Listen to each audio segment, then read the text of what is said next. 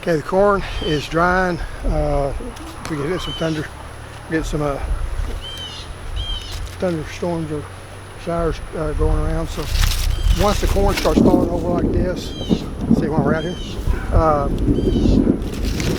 cut it off. See what it's going to look like. This is the Hickory King. Just the white one. I did have a wound in it. And see, that's still not breaking apart.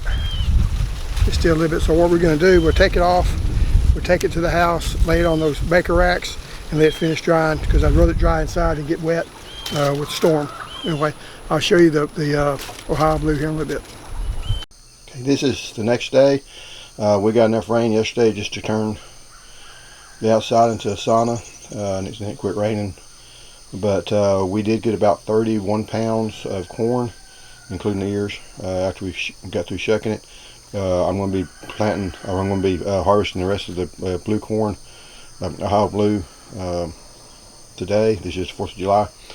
And like I said, we got some pretty nice looking ears of corn.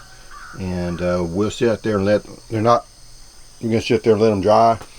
So, you know, because right now they're still a little moist. So I'll put them up on the baker's rack and let them dry out.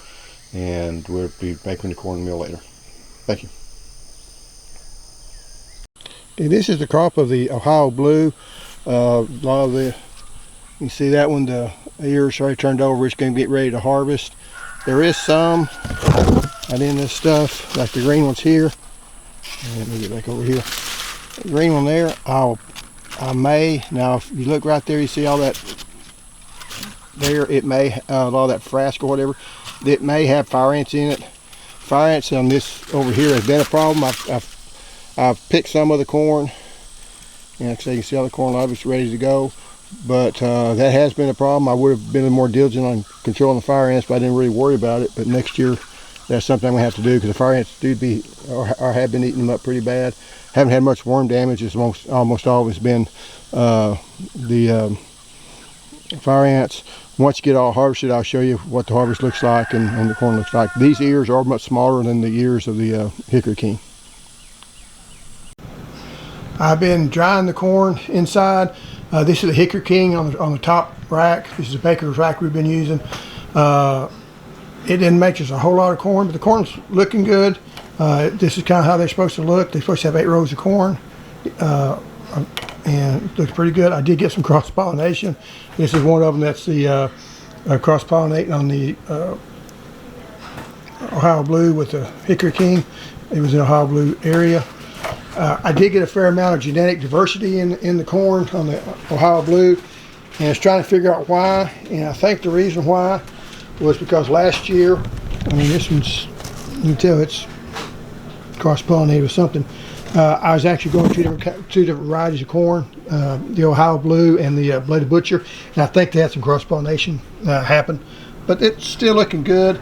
I even had one that had that type of arrangement, which I don't think is supposed to happen on that type of corn. But that's not going to hurt anything.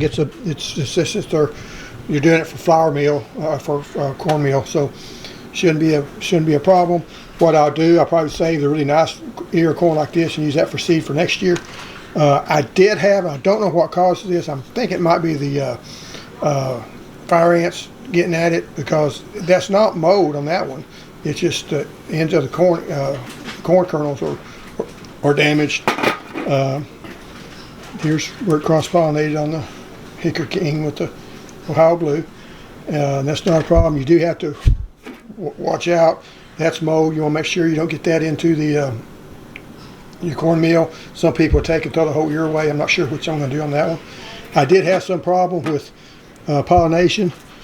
I think what caused that, it was hot first off, and sometimes you have to pollinate when it gets really hot, when it starts tasseling.